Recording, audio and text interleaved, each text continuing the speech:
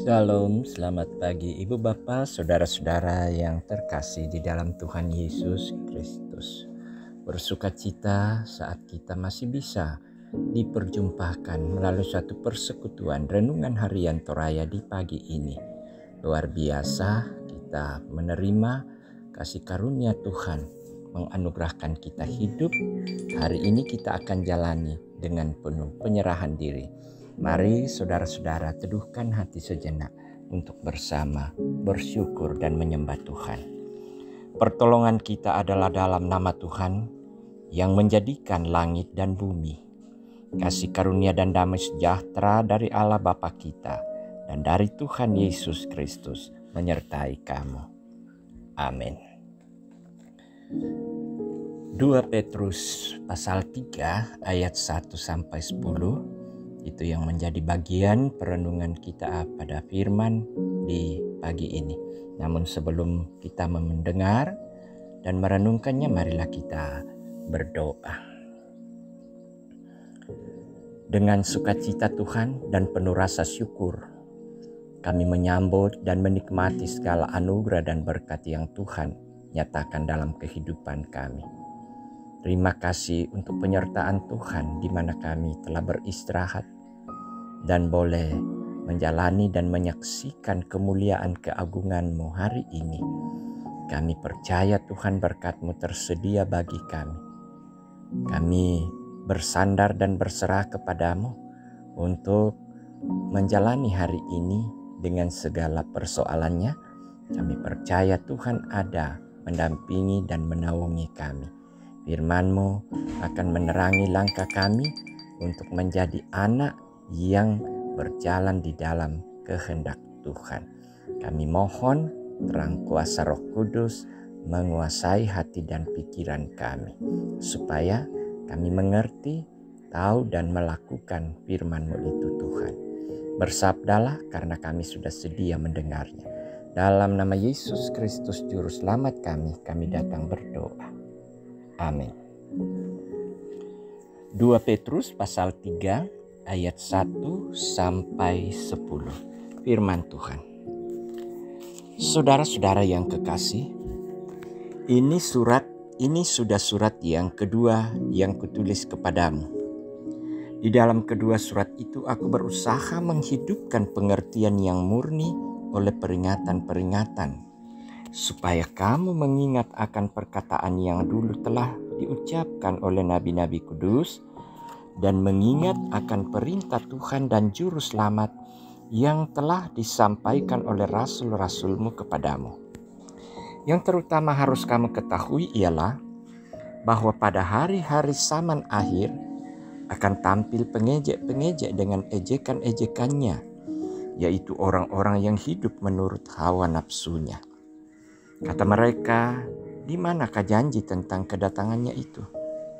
Sebab sejak bapa-bapa leluhur kita meninggal, segala sesuatu tetap seperti semula pada waktu dunia diciptakan.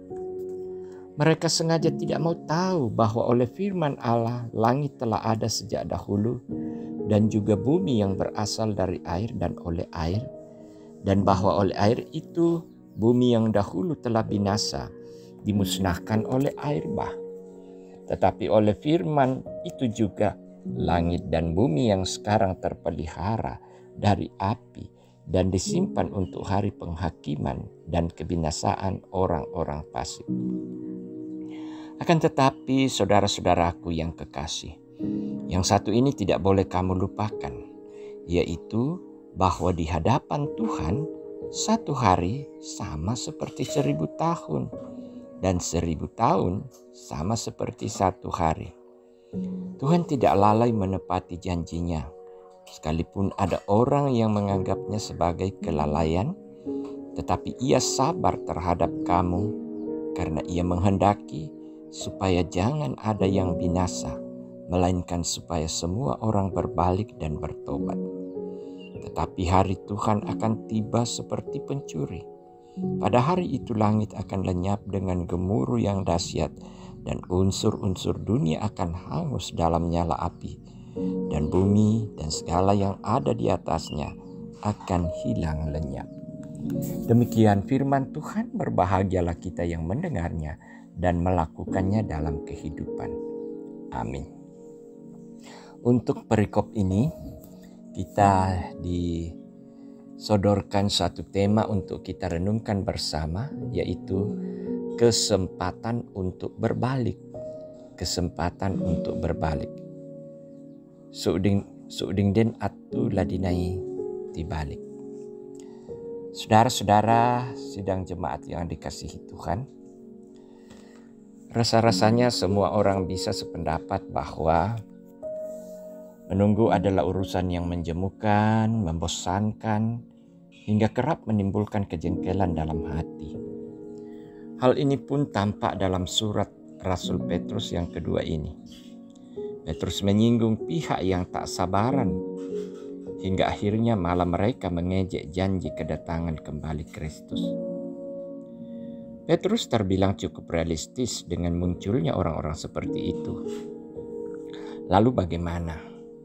Sikap Petrus sangat jelas, bahwa Allah tidak pernah lalai apalagi ingkar terhadap janjinya. Ia menjelaskan bahwa perkaranya bukan soal kapan Yesus datang, sebab tak ada yang benar-benar mengetahuinya. Bahkan Petrus menggambarkan kedatangannya seperti pencuri yang tidak jelas bahwa ia pasti akan datang kembali. Oleh karena itu, tak perlu mengurusi waktunya, apalagi mau berandai-andai seperti beberapa penganut karismatik yang seakan-akan menentukan waktu saat kapan Yesus akan datang. Bagi Petrus tidak perlu pusing soal waktunya. Yang terpenting bahwa Allah tidak menginginkan ada orang yang binasa. Karena itu, Ia memanggil kita untuk berbalik dan bertobat. Nah, saudara-saudara, karena itu kita dapat memahami tentang kesabaran Allah yang dimaksud Petrus pada ayat 9a sebagai kesempatan yang diberikan bagi kita untuk berbalik kepadanya. Inilah makna menjalani masa-masa Advent, di mana kita diingatkan bahwa sebelum waktu yang tak terkira itu datang, kita perlu waspada. Jangan sampai kita lalai karena sibuk dengan urusan kepentingan hidup. Kesiapan menantikan Yesus datang kembali ialah mengisi hidup kita dengan segala yang baik diperkenankannya. Amin. Mari saudara kita berdoa. Terima kasih untuk ruang dan waktu di pagi ini Tuhan. Kami boleh meneduhkan hati untuk merenungkan segala kebaikan, kasih, kemurahan Tuhan, berkat-Mu yang Kau nyatakan dalam kehidupan kami. Firman-Mu menuntun dan mengingatkan kami bagaimana selalu hidup dalam kebenaran firman-Mu, terlebih khusus dipenuhi kekuatan, pengharapan, dan iman tentang kedatangan-Mu untuk menyempurnakan bagi kami kehidupan dan keselamatan itu. Bapa di sorga, terima kasih. Biarlah oleh kuasa Roh Kudus menuntun kami, menerangi langkah kami, sehingga firman-Mu ini menjadi suluh, menjadi kekuatan bagi masing-masing kami untuk menjadi anak-anak Tuhan yang hidup menantikan kedatangan-Mu melalui ketaatan, kesetiaan, penyerahan diri, dan tanggung jawab dalam perkara-perkara yang Tuhan anugerahkan. Hamba berdoa untuk setiap jemaat Tuhan, berkati mereka dalam keluarga, berkati Tuhan usaha pekerjaan mereka. Yang sakit Tuhan kuatkan, beri kesabaran, beri keyakinan. Tuhan berkati obat-obatan, makanan, minuman. Pulihkan jiwa-jiwa mereka supaya mereka kuat berpengharapan dan bersandar padamu. Mereka yang kini sementara gelisah dengan pencarian kerja, kami tahu Tuhan bahwa rancangan-Mu tidak dapat kami mengerti dan tidak tahu. Tetapi rencana-Mu itu akan nyata dan tergenapi untuk setiap anak-anak-Mu. Olehnya itu kami berserah dan bersandar, kiranya saudara-saudara kami, terlebih anak-anak kami.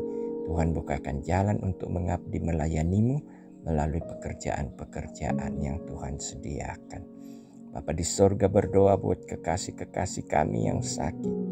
Banyak di antara mereka yang sakit, baik yang dirawat di rumah sakit maupun yang dirawat di rumah-rumah.